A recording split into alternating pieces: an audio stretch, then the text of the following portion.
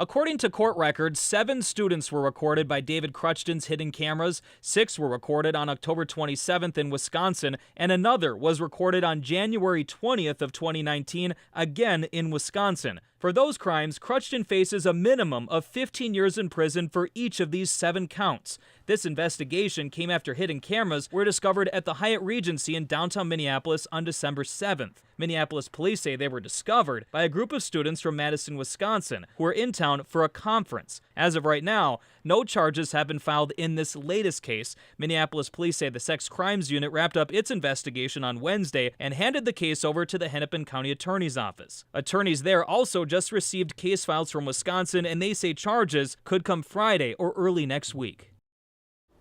And Crutchton is pleading not guilty in the case. He will be back in court next Wednesday, where a judge will decide if he should stay in jail until the trial starts or if he should be released under house arrest. And Julie, as I mentioned earlier, with this case here in Minneapolis, we should hopefully be finding out some more information at the earliest tomorrow, but more than likely early next week. All right, very disturbing if true. Thank you, Gordon.